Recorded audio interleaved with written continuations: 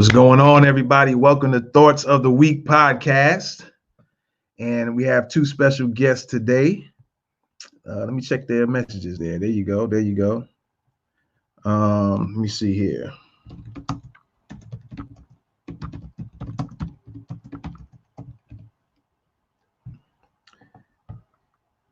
All right, we got two special guests here. All right, let me bring them in real quick. All right. What's going on, ladies? Can you hear me? You got your mic turned off there. Turn your mics on real quick. Hi. I can hear you. All right, cool. All right, ladies and gentlemen, this is Thoughts of the Week podcast. And we got two special guests here tonight. We got Peachi Williams and CaTyra. That's how you pronounce it? Yes. CaTyra Polland. And yes. You're definitely rocking with the best. This is Thoughts of the Week. Let's get it. You are listening to Thoughts of the Week.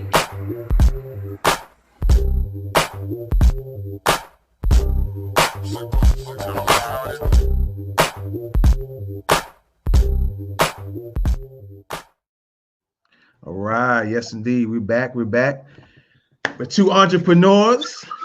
And we got some questions for them. And hopefully we'll all be informed, get some information. We have some fun. And let's just get into it. All right. First of all, where are your ladies from? Rochester, New York. Rochester, New York. All right. How about you, Peachi? I'm in Florida. Florida? Okay, cool. What I like to do in the beginning is for you guys to give out any contact information, whether it's social media or phone number. Give that out for the people. Yes. So my website is www.polandllc.com. You can also find me on Twitter and also Instagram. The handle is @Polland LLC, POLLAND LLC. Yeah, find me there. Okay. And you, Peachi? Okay. I am at, I have actually two different entities. I'm at The Right Mix, TheWriteMix.com. And we're on all social media at The Right Mix. And then we're also at Freshman Funbox, FreshmanFunbox.com. And all our social media is also Freshman Funbox. All right, cool. Give me that the website again, Peachi. You said the THE, the first one you gave me, THE? Yes, TheWriteMixx.com. Gotcha. All right, cool. All right. And both of these websites, can they get to you from the website? Like, do you have some connection? Like okay, cool. There you go. All right, cool. All right. First question I'm going to ask is a question that I was asking some people what questions they might have, and I got one person that responded, and they asked that during the pandemic, have you been able to sustain your income? And I'm guessing that's in regards to your entrepreneurial pursuits, where you're able to still sustain your income. CaTyra?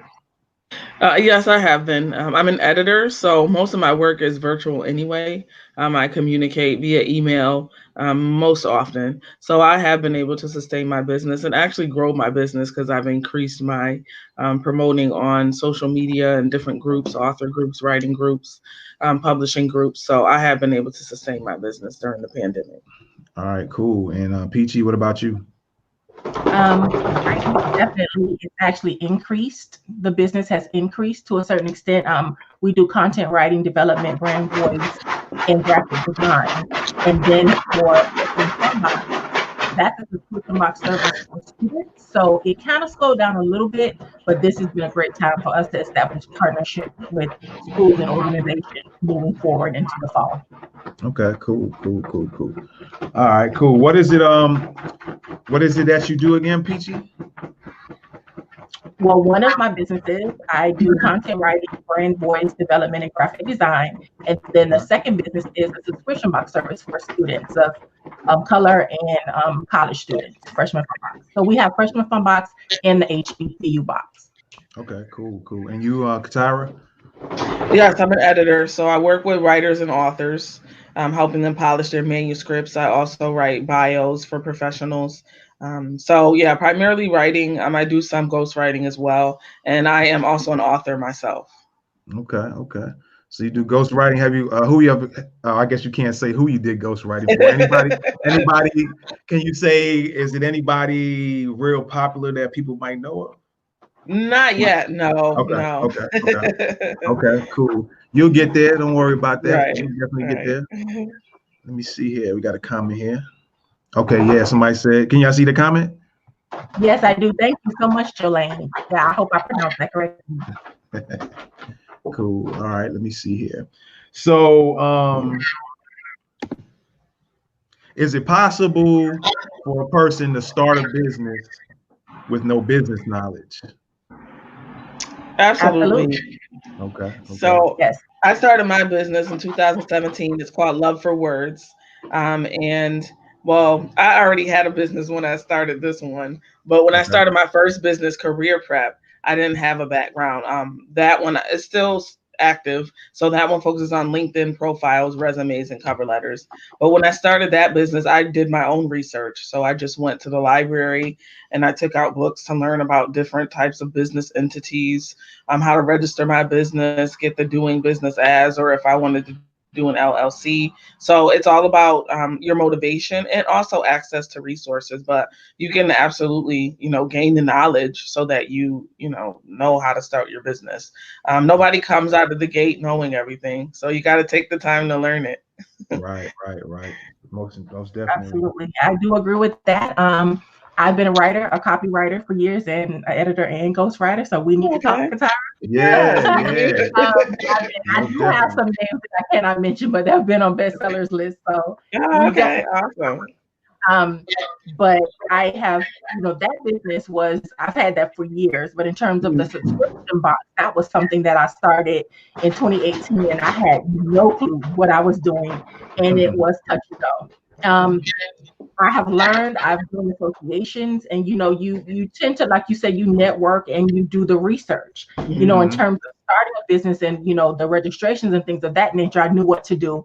But in terms of how to get with wholesalers and how to select the box, I had a couple of touch and goes there, and I've gone to 3 different sizes of boxes to find the right one in the different type and the different companies that will work well with me. And that was it was completely a learning experience, but it was an experience I wouldn't trade for anything. And as an entrepreneur, you have to be willing to roll up your sleeves and do the work.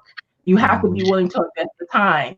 Right. There are going to be some nights where you won't go to sleep, 2 hours of sleep. But I tell people all the time, this is not a sprint, it's a marathon. You see people who say, I want to become an entrepreneur, and even people here in this pandemic, it's great that people have been able to jump in and use their skills to, create income or whatever, but is it sustainable? And that's one thing you have to think about as an entrepreneur. Are you in it for the moment? Are you in it for the long haul? If you have a product, what are you doing to make sure that you have that product beyond the pandemic and moving forward? Are you registering your trademarks? Are you, registering your businesses and things of that nature? That's very, very important. Yes, indeed. Speaking of that, how has entrepreneurship affected your family life? or has it affected? You want to answer that first? It hasn't. I have no life. In terms of when before the pandemic or when I started the subscription box, I've always been a writer, so they're used to me doing that. They're used to me, building websites at 3:00 in the morning. It's nothing. But once that subscription box started, there was the design, there was doing the research, the travel, going to the different places to meet people. And so everything, you're always working. Right. But that, that's my life right now. And it's okay, because one day I'll be able to look back and say, I did it. And Gotcha. And you said, CaTyra, no effect on you at all? No, not really. The biggest thing is I've increased my presence on social media. Now that I am working, I work a full-time job from home, but because I'm not able to go in person to networking events and conferences and things like that, I have to, increase, promoting and just being available and giving knowledge and sharing knowledge on social media. Gotcha. How many hours a day do you guys spend on your business? All On day. All day. All day. It is. Yeah. I didn't go to bed until 3 o'clock this morning, and I was back up at 7. So what time? What time was that? I got back up at 7 to work. What time did you go to bed? 3 a.m. All right. When you have deadlines as a writer, and CaTyra can speak to this, when you're a writer and you have deadlines, I have a lot of corporate clients that I need to get, and they're all over the world. Right. So the time differences are different. When you have a deadline and something is due, sleep is not an option. Yeah. You have to get it done. So that's the way. That's a writer's world. It's really easy for the day to get away from you, though, as an entrepreneur, and especially if you have more than one business. So I still operate career prep, and I have love for words, and like Peachy also, she has multiple businesses, so that of course adds to the time that you're spending on your business. So a lot of times people will see me in my phone and they might assume that I am just on Facebook for fun. No, I'm in author groups. Somebody's posting that they need an editor. I'm posting my website. Somebody's posting that, so it's not just, she's always on Facebook. No, I'm working. If you see me on Facebook, I'm working. I'm not just on here being vain. Yeah, I hear you. Most definitely. Have you guys, I don't know if you said it, have you guys wrote any books of your own? I know you said you wrote something. I have, yes. Okay, you did say that. You have, okay. Do you have something available now, by any chance? One was years ago. I did a journal for college students, but that's about it. Okay. Everything else. Okay. I just recently published my first book of poetry, and I had my first book signing in March. But I published my first book in 2017. So there was a lag between writing the book and actually having the book signing, but it was definitely worth it. It was actually it was like 2 days before they started, shutting everything down. So I was really blessed to be able to have my book signing right before the pandemic took hold. I don't have the book on me, but I can look through my phone for a poem, and maybe I can read one if we have time. Okay, cool. Do you have it available on Amazon by any chance?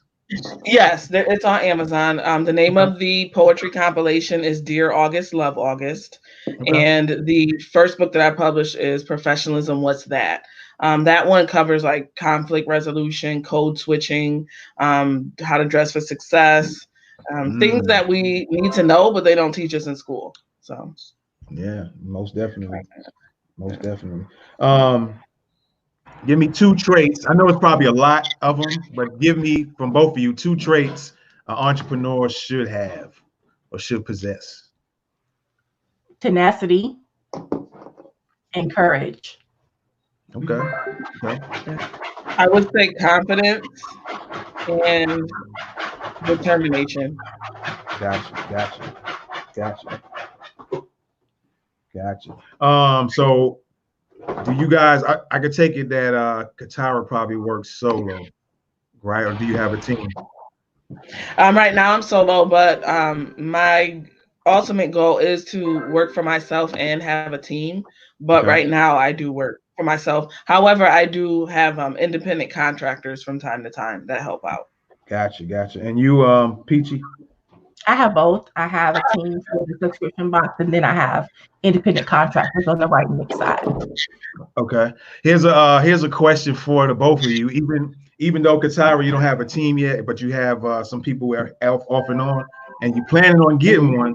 What do you consider your how would I say, as a CEO, are you a micromanager type, or are you the type that you tell folks, hey, this is what I have, I need this done, and then you just leave it to them to figure out how they're going to get that done? Which one? Yeah, I don't have time to micromanage. I don't have time to micromanage. And I don't have a desire to micromanage. I mean, when you have a team, it's expected that you trust that your team will do their job without you hanging over their shoulder. So I don't do it, and I pray that I don't have to once I get a team. I got you. And you, Peachy?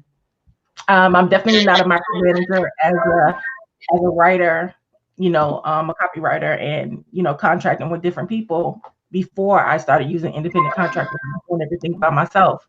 Mm-hmm. So that's one of the reasons I used to be in corporate America years ago, and I could never, that just wasn't for me because of the micromanaging thing. Mm-hmm. So I definitely can't be a micromanager. I'm one of those, here's what it is. If you need something, call me. This is when it's due. I just want it correct and perfect when I get it. That's how I work. Cool. Oh, okay. So when I look at things as far as any businesses that I start or have, I kind of look at it in the sense of from a perspective of promotion and branding and maybe sales in there too. What is it? How do you guys look at it? Do you look at it from promotion and branding, or marketing and sales, or do you have your own mix? You can go ahead, Peachy. I didn't understand what you were asking. What are you asking? Do you look at things from your business perspective? Do you look at things as promotion and sales, or promotion and branding, or do you look at it as marketing and sales? Like when I look at myself, I'm always promoting and I'm branding myself. But some people look at it, they're marketing and they're looking at the sales part of it. So how do you guys look at it? All of those work hand in hand. I teach brand voice. My background, my degrees are in advertising and marketing. So of course I'm going to look at that. But at the end of the day, when you're doing all of that, you're doing that to make sales. Right, so right. It all comes together.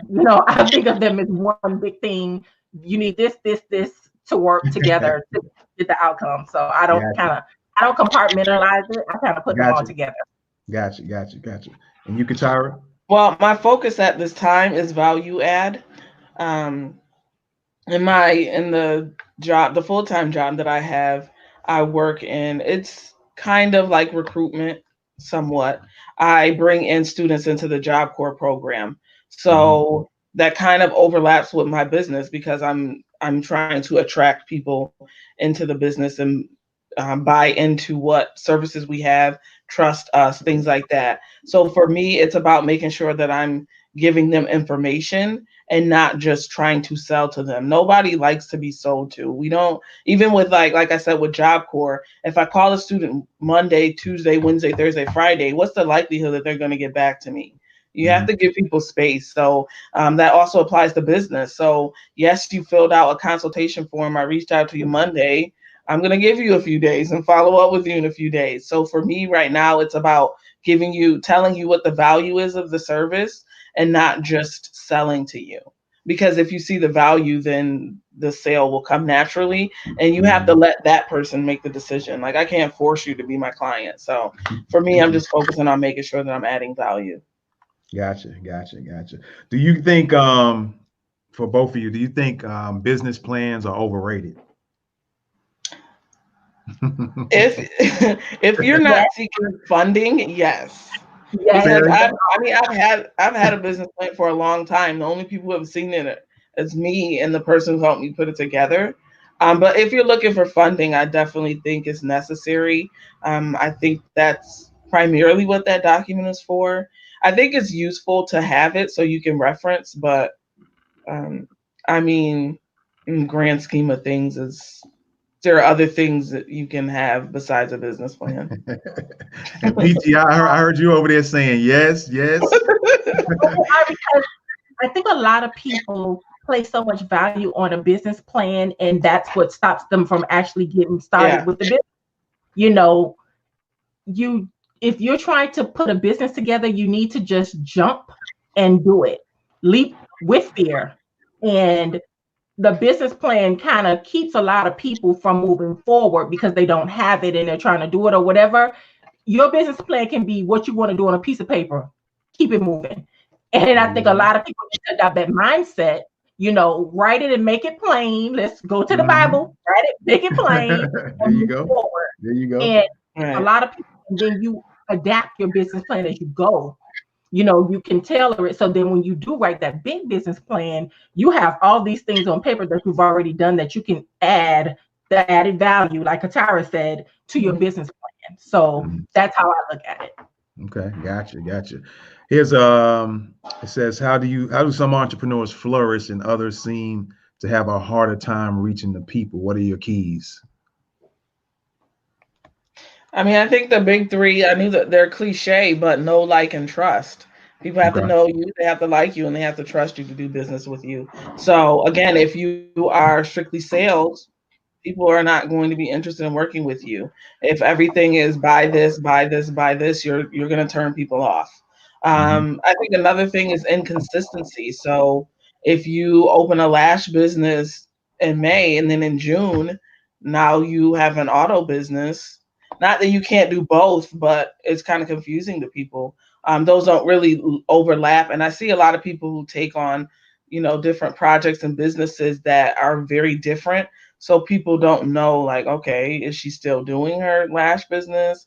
Like, so I think sometimes entrepreneurs can confuse their clients, or maybe they don't know who their target market is. So, I mean, there's a lot of things that can get in the way, but those are the ones that I'll put out there. Gotcha. How about you, Peachy? What she said was right. And it's also about networking.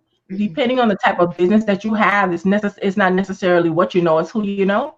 That rings true from day one. That rings true. And what I'm finding is the people that, to answer Jolene's question, how do some entrepreneurs flourish? You'll find that sometimes you're in a business and people expect businesses to blow up overnight. People come out the gate thinking they're going to make all of this money, and it's just not. That you may go viral, but I mean, that's 1 in 1,000. You know what I mean? So Gotcha. You have to know within yourself, this is my journey. And on that journey, it may not be what I think it's going to be, but as long as I keep at it, the consistency, like CaTyra said, as long as I'm consistent, eventually it will come. You'll find that most of the largest entrepreneurs in the world, they have been in business for years, and they've been going at it for years and years and years and years, and then finally it pop off. Look at Amazon. The picture of Jeff in his garage with that sheet up with Amazon on it is very telling, because look at him now. So one thing entrepreneurs need to know is, even though you may not be in front of all the people and you don't have all the things, as long as you're consistent, eventually your target audience will find you and you will find them. Gotcha. Speaking of Jeff Bezos, let me make sure my camera's here. Kind of refocus. But speaking of Jeff Bezos, I don't know if you guys seen the document. I don't know. I can't remember the name of it, but it was one documentary I was watching, and in it was mentioned that he's always constantly testing things out, testing out new technologies or different types of strategies, and to improve his productivity. Have you guys? How often do you guys do it, if at all? And how important do you think that is? Have you tested out different technology in recent time? I'm a techie, so I'm always trying to find the latest in the thing that works the best for me at a reasonable price. I have many programs, but you have to test, because that's the only way that you'll be able to figure out who your target audience is. That's the only way you'll be able to figure out what works. Even in writing, testing out different headlines, different content, how you speak on social media. And that's why I teach brand voice, because it's so important. Because if you're not testing and you're not asking your audience what they want, you'll never know what they need. Gotcha. And you, CaTyra, I think you said no. Any strategies, even if it was as far as promoting something? Have you tried a certain strategy in promotion or anything? I mean, more recently, I've become more active in the Facebook groups, like the author groups and the writing groups. I've always been a member of them, but now when I see posts, I engage. Like I'll answer a question like, I'm a new author. Do you have editing tips? So I'll go on I'll respond in the comments and either give a few tips or post a graphic with information. I also have an ebook. It's like an editing 101 ebook. It's called Editor Knows Best. So I've been sending that out to people to get their feedback and ask if it's helpful for them. So yeah, engaging more on social media and responding to questions and sharing the knowledge that I have. Yes. Gotcha. Now, what if social media disappeared today? How would you guys handle that? Or let's say you knew in a week that, hey, social media is getting ready to be done with. How would you guys handle that in regards to your business? Well, I do have an email list, so I use that. I don't use it often, but that's something I would start to use more frequently. And when I do interact on social media, I always ask for emails when I do connect with people, so I add them to that list. So I think that would be the next step for me. Okay. And Peachy, what about you? Definitely email, and then creating your own venue. So if they get rid of Facebook and Instagram or whatever, switch to YouTube and start doing videos. But definitely email. Email has always been a great way to reach your audience, and it's never going to die. Gotcha. All right. So how important is money management to your business? It's important. But again, that goes to the business plan. That goes to the business plan thing. A lot of people are looking for investors, or they get into these pitch competitions. But are you really going to let that stop you from your dream? Sometimes you just need to bootstrap and get it done. So when you are in that mindset, the money management kind of comes secondary. But you need to make sure that you have a business bank account. You need to make sure that you're separating those expenses and you know what's what, and from there. Again, you always want to have the mindset, I'm not going to let anything deter me from what I'm trying to do. I just may not go the conventional route, but it's still possible, especially with money management. Gotcha. Yeah, it's definitely important to sustain your business, to make sure, like she said, you have your expenses separated, you have your bank account.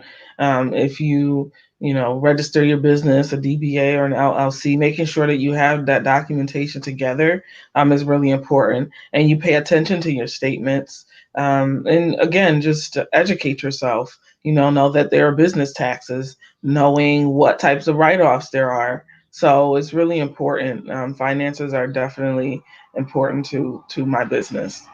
Gotcha. Yeah, one of the best things you do is work with an accountant. One of the best things you can do is work with an accountant. Gotcha. I was going to ask something about that. Do you use any of you use any services of attorneys or accountants, or do you plan on to in the future? I do. Yes, I have an attorney, and I have like a financial specialist. He does taxes, and he also does like financial coaching. So yes. Gotcha. And Peachy? I have both as well. Gotcha. Where do you guys see your business in 3 years? Well, the subscription box service, I see that being I see it being on every TV on a continuous basis.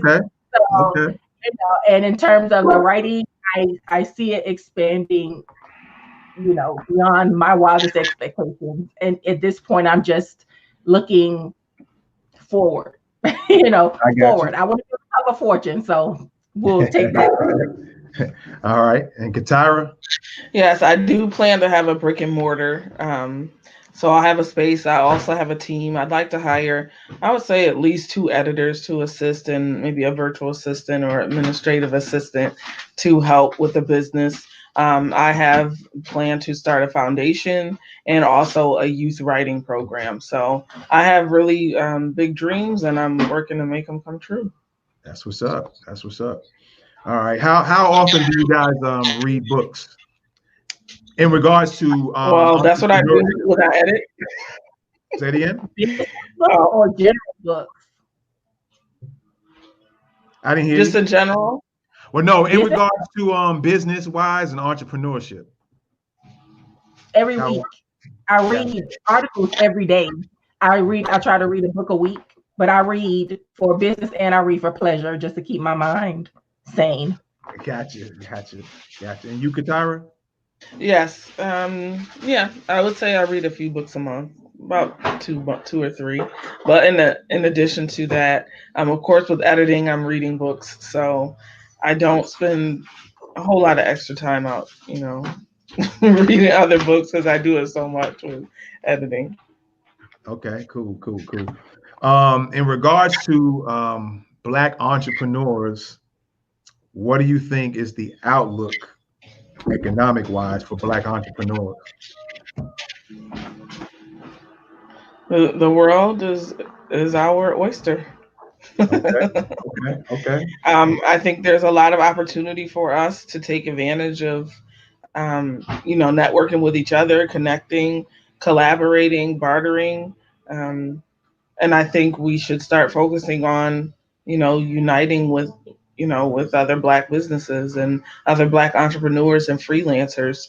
Not that we would shut anyone else out, but other people tend to shut us out. So I don't think there's anything wrong with us building each other up. I mean, we had Black Wall Street. We've had all these great, Black business meccas that look a lot different or don't exist. So I think it's important for us to work together. I intentionally choose to work with other Black entrepreneurs when I need services for my website, for media kit, for, whatever services I need.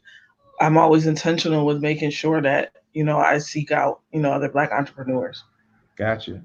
And what about you, Peachy? Yes, I completely agree with what she said. There is a lot of wealth in the Black dollar, and this is a great time to be a Black entrepreneur. I wish there would be more collaboration than what it is now, but we're just a work in progress. But I do see we are making strides where we weren't before, so this is a great thing. Yeah, I agree with you. Do you think there can be a new Black Wall Street? And how would that look? How would that look, and how would you set it up? Or any ideas or thoughts about that? I think currently the Black Wall Street is virtual. Because I mean, if you go on Facebook, there are probably millions of groups that are specifically for Black entrepreneurs. I'm in a Black podcast group because I just started my podcast in March. Editor Knows Best, but it's a Black podcast group. There are Black author groups. There are Black, any profession you can think of, Black lawyer groups, Black accountant groups. So in some ways, that's kind of like our Black Wall Street right now versus, physical.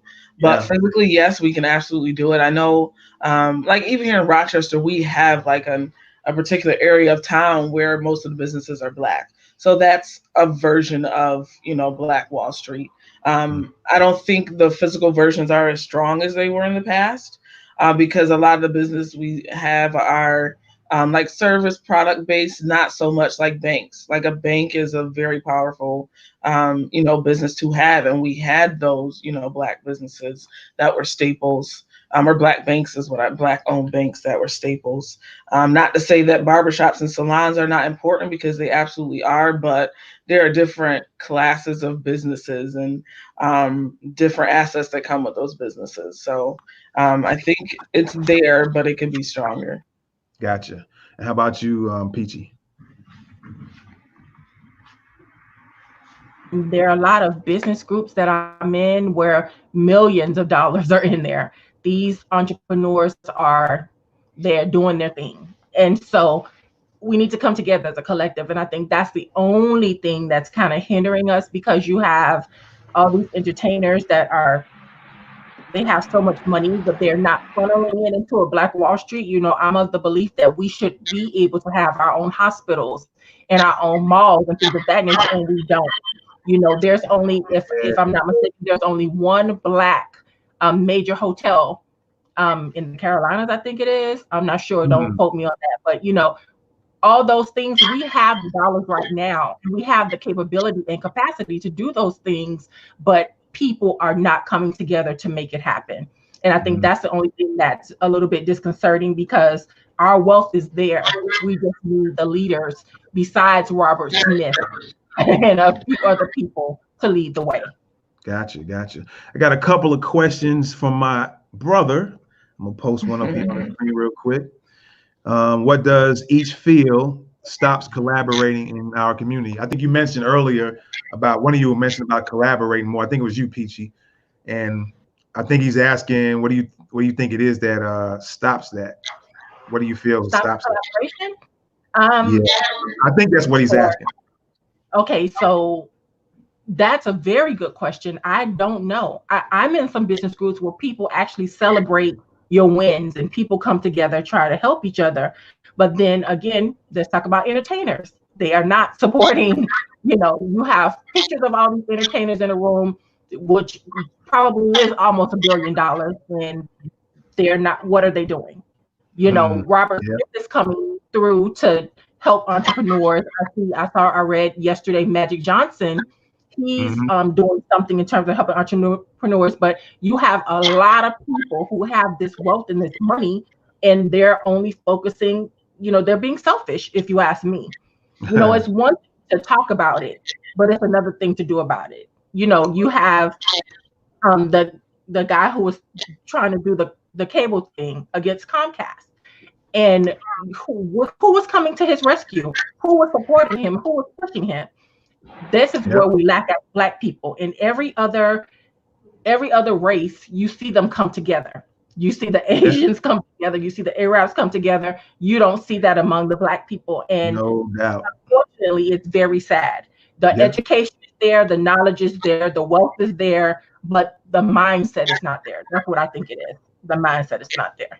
Gotcha. How about you, CaTyra?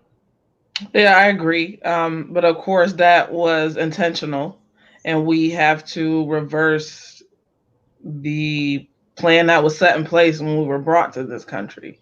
We're not working on the same plan as some of the other races. So let's not forget that. But that's a whole other conversation. Right, exactly. However, I do feel like one of the things is also a fear of having your ideas or intellectual property taken. I know that there are people who've attempted to collaborate, and you turn around, myself included, and then I turned around and the agency I shared it with is going forward with the idea, and I didn't get the credit. Or a friend of mine who did the same thing, she shared it in an attempt to collaborate, and then someone took off with it and didn't, give her any of the credit. So I think that is a real fear, and it can be substantiated, though. I mean, if you've experienced that, of course you're going to be fearful of collaborating, but I mean, so I think it's hard to overcome that if you've already been burned in that way. So I think that's a lot of it, just fear of somebody, taking off with what you worked so hard on and not getting credit for it. Gotcha. Yeah, to that. Absolutely right. And I think this goes back to doing the research in terms of being a business owner. Putting those NDAs in place when you're speaking to people about your team. But I also noticed that we as a people, we like something, and some of us don't have enough information on what we're supposed to do. So we don't do our research, and we just see an idea that we like and run with it. So you find a lot of people, and I'm sure it's in other races, but in the Black race, especially in t-shirts and other designs, we infringe on so many other people's intellectual property. It's not even funny. And I can say that I'm actually I had to send someone a cease and desist, because all my businesses have trademarks, and I had to send a company a cease and desist, and we're actually going through it right now because they completely infringed on my intellectual property. And as Black people, when we become business owners, if you know that you're in it for the long haul, the first thing you need to do is do your research in terms of what's out there. You need to research to see whether somebody's stuff is trademarked. You need to, make sure that those social media handles are not somebody's business. And a lot of times we just see stuff and we just do it. Whereas other races, they are brought up with the knowledge to know to do those things from the very beginning. And Right, you don't right, have right, those problems, you know? So, right, you know, that's where I am with that. right, right. Cool. My brother said he loves the response. I got another one from him, and it says, how do you combat the stigma that being a Black business and favoring Black businesses makes us anti other races? I don't. You want to get on that camera? I don't. So like I posted, there's a group, it's called Soul to Soul Sisters, and it's an it's a nonprofit, and they put together a grant. So they are giving out grants to Black owned businesses. So I wrote a review just thanking them for the grant, thanking them for their, commitment to Black women and Black women entrepreneurs. And a white woman responded to my review and said, "Is this also for white women? You only mention Black women. That's kind of racist. That's kind of racist." So all I did is I went to the Soul to Soul Sisters page. I screenshot their description, which says, "Our organization is for Black entrepreneurial women." And I responded with that, and she didn't respond. So I don't really have time or energy. A lot of people who do that are just looking to start some, to get your blood pressure up. Our board don't have things to do, things like that. So I don't have to explain why I support Black people. Gotcha. Listen, that's it right there. You don't have to explain. You don't have to explain. There's something for everyone. And, we can look at what happened with the honeypot. People are having, yes, the products are for all women, but it was made by a Black woman. And she just was trying to, embrace young Black girls to let them know that you can do this too. And it became crazy. And I want to be tactful when I say this, but it's almost like everything that we do, it's copied. Yeah. Everything that we do, and if every major, almost every major invention, if you removed it from the face of the earth, it wouldn't be anything here because our brilliance has shined through generation from the ink pen. You know what I mean? So it's time for us to embrace who we are and be unapologetic about it. It's time for us to not only be unapologetic about it, but also to embrace that wealth that we've been talking about and come together and collaborate as a people. Things are a lot different than what they were when they burned down Black Wall Street. And if we do the right thing and rebuild it the right way, I believe that we'll do great things. Gotcha. So what made you guys, what got you into entrepreneurship? What gave you the interest, or what interested? Was it something that you just had to do, or something you just looked at and say, hey, I think I want to try this? Was it a necessity or just kind of on the side with it? Well, when I started my first business career prep, it was a desire to help people with their resumes and cover letters. I, met a lot of people who were struggling with those documents. They're not good writers, or they don't know how to, create a resume or cover letter. So that was really the reason I started that business. But as I've gotten older, entrepreneurship for me is freedom. I'm not punching a clock. I'm not being told how much vacation I get and when I can go. And be able to make decisions for myself. If I want to go to a conference in the middle of the week out of state, I can do that. And also being able to help other people. Like I said, I do plan to hire a team. So that's going to help other Black people and their families and build our wealth and encourage us to, pursue our dreams. So for me, it's really about freedom and then also helping others. Helping my community. Gotcha. How about you, Peachy?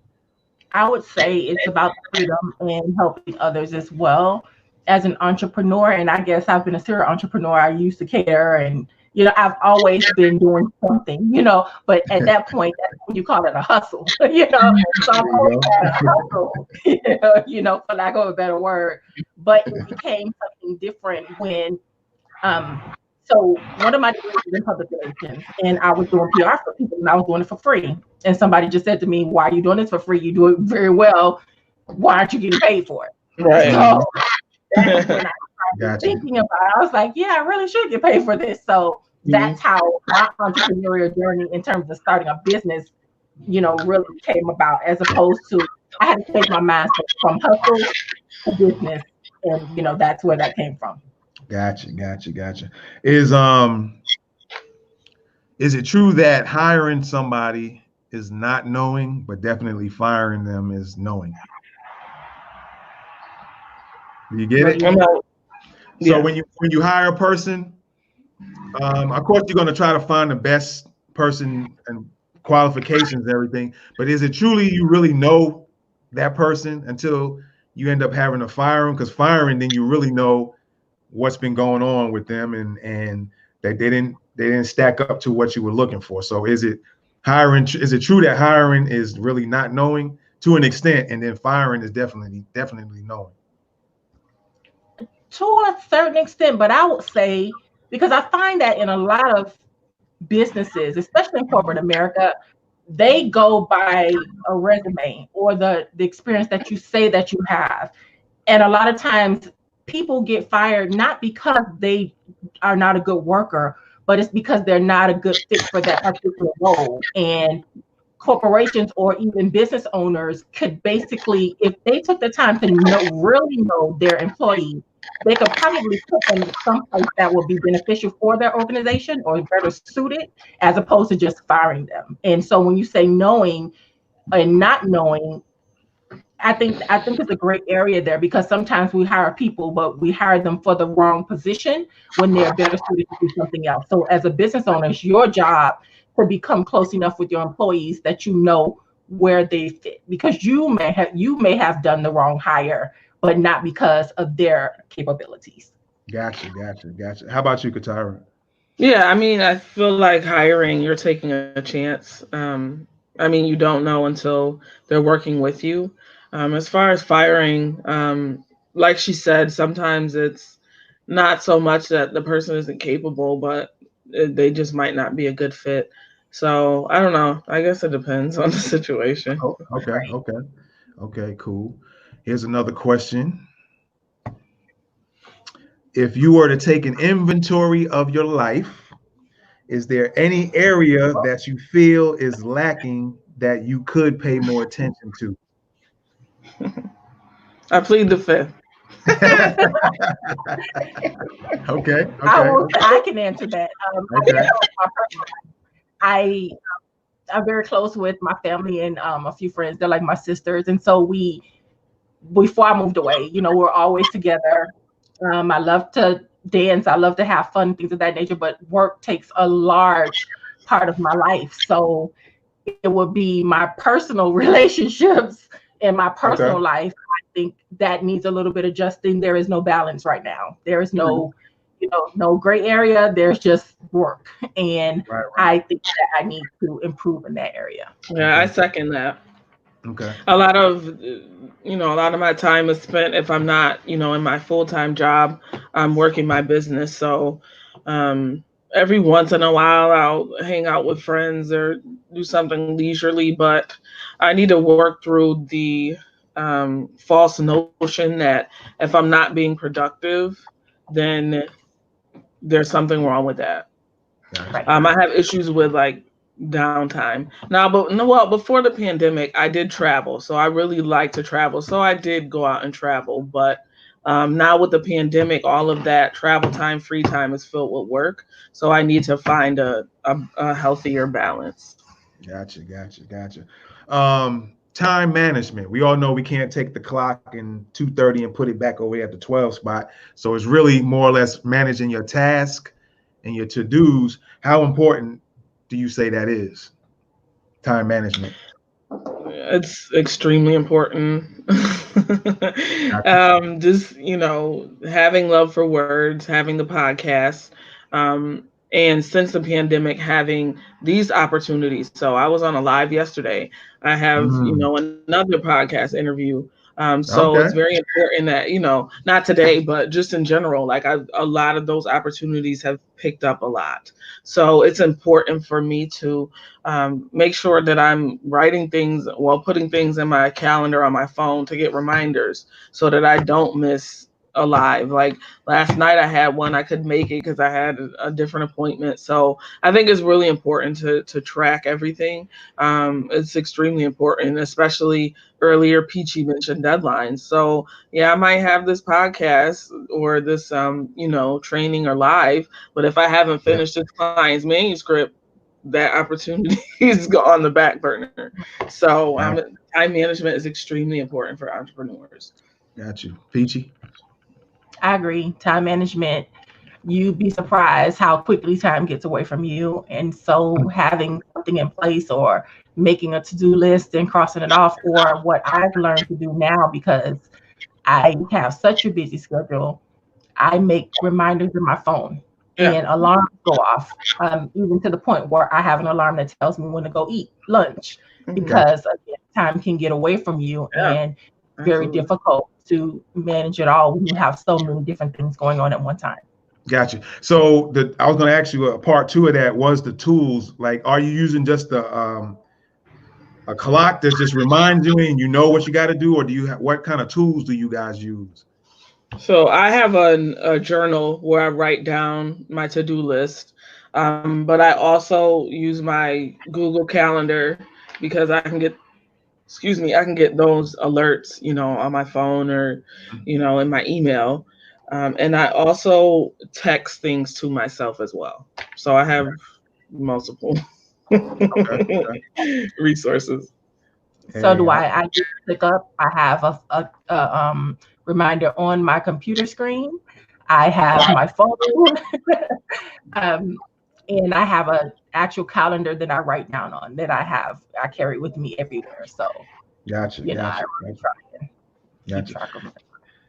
Yeah, I have myself. I try to, like you said, CaTyra, I use the Google Calendar and a to-do list, kind of conjunct with each other. I played around a lot with a lot of different ways of doing it, writing it down. And then I got tired of that. Then I used the phone and I got kind of messing around with that. So I flip-flopped a lot in regard to that. So advice, what advice do you have for struggling entrepreneurs? Trust the process. Make sure it's a passion, because if it's not a passion, it's not going to last. So okay. Cool. Would that be the same advice for entrepreneurs that's just getting started? Would that be the same advice? I mean, anything to add to that? I would say ask for help. You can't do everything on your own. There are a lot of free resources, low-cost resources available. There's SCORE, which is a mentoring program. Like I said, Soul to Soul Sister, they're doing grants for Black-owned businesses. And just other resources where there are people there who are willing to help you with whatever you may need. Gotcha. Do y'all plan for, I'll just put it like this. Do you plan for any disasters in advance, whatever those disasters might be? Or do you just kind of go as you do your business, and if something comes, you just kind of solve that problem as you go? Yeah, I don't think we can plan for disasters. I'm pretty sure nobody planned for this pandemic. I mean, there were people who knew about it, absolutely, but the general population, we didn't have an opportunity to plan. So plan for, not necessarily, but I do think as far as like savings, yes. So I have a savings so that, if there's an emergency and I need to access that funding, for sure. And I imagine once I have a team, I would put a plan in place in case I had to lay someone off or, I wasn't able to work in the business, things like that. So I definitely think preparation is important for the future. But of course, we don't know what's going to happen. Okay. How about you, Peachy?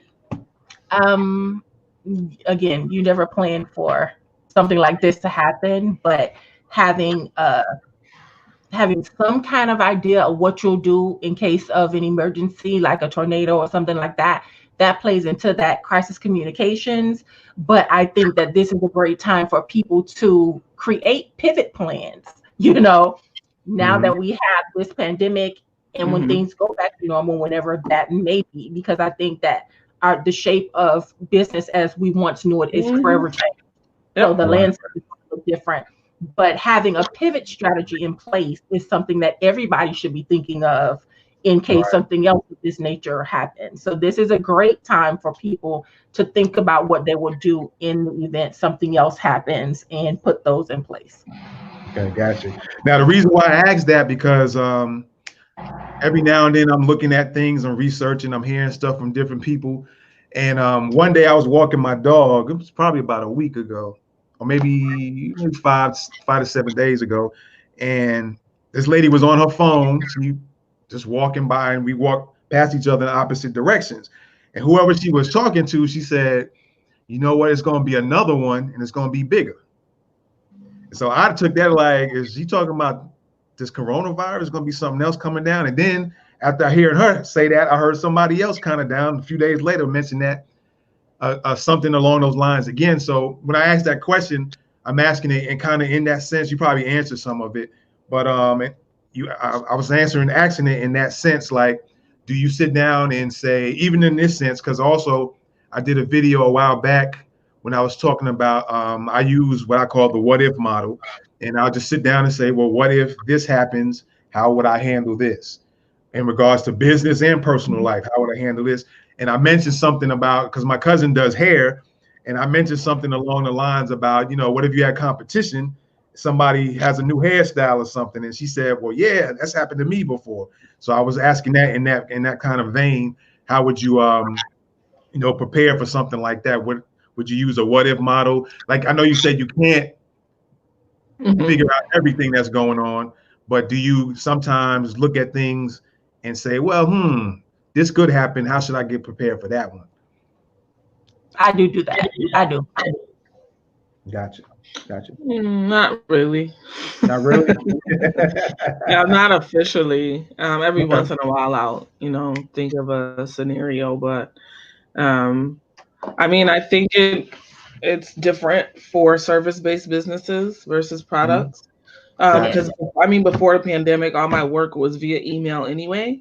So, I didn't have a brick and mortar. I wasn't selling a product. So obviously that landscape has changed a lot. If you were at a physical location selling your products, now you've transitioned.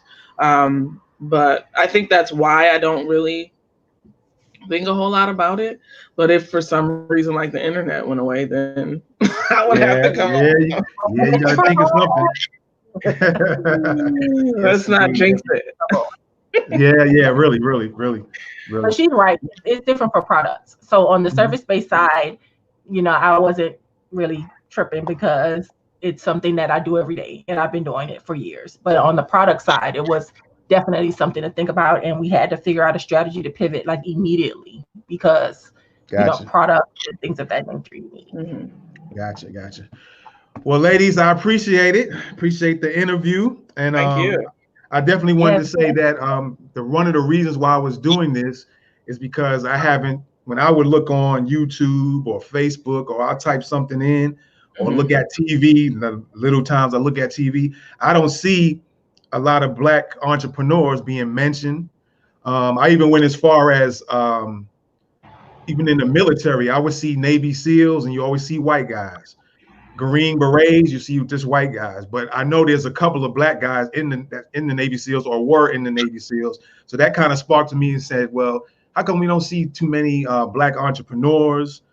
Or like I said, in the military, all these white guys are always talking about stuff, but you never see mention anybody Black, or you don't really see them on it like that. So that was one of my things for doing this particular this podcast involving entrepreneurs, and I want y'all to get your stuff out there so people would know about you anyway. So but I thank y'all guys for doing an interview for me, and thank you.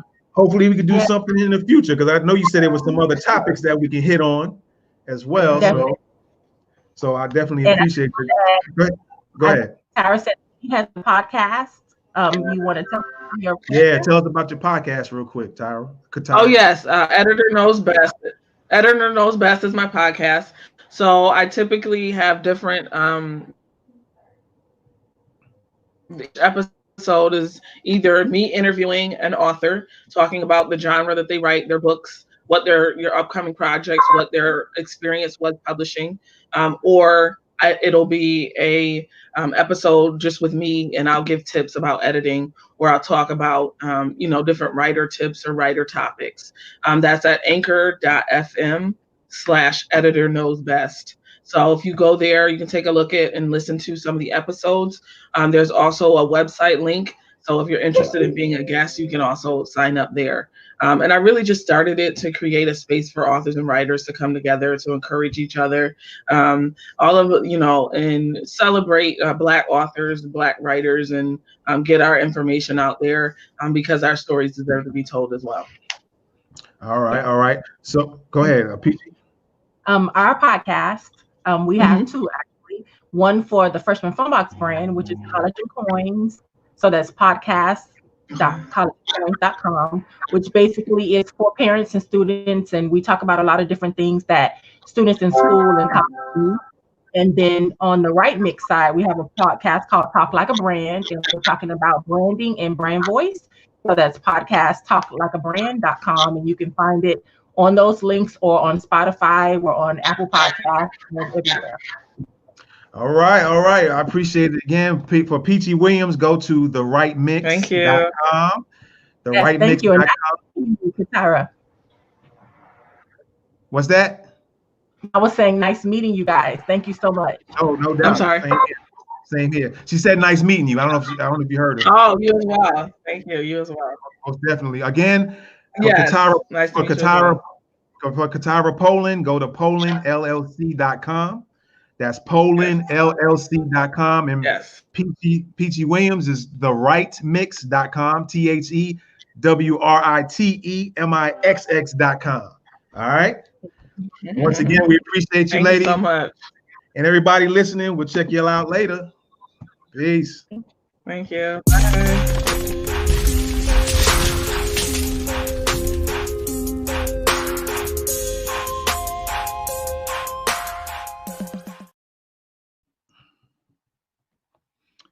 All right. We appreciate y'all. We appreciate everybody for coming in and checking out the show. That was a great interview. All the interviews was great. And I think there was a few people, I think one on one of my podcasts, I think there was a connection with two. They're going to hook up. And then on this one, we had two authors or in that realm of writing. So that's just great, man. It's a great thing. And I appreciate my brother, man. Love you for giving out the questions, man. And helping out, my man. I appreciate it. Again, this is Thoughts of the Week podcast. Thoughts of the Week podcast. And I didn't even put the logo up today. But here we go right here. Thoughts of the Week podcast. All right. You definitely rocking with the best. Thoughts of the Week. You know what it is. I'm out. Peace.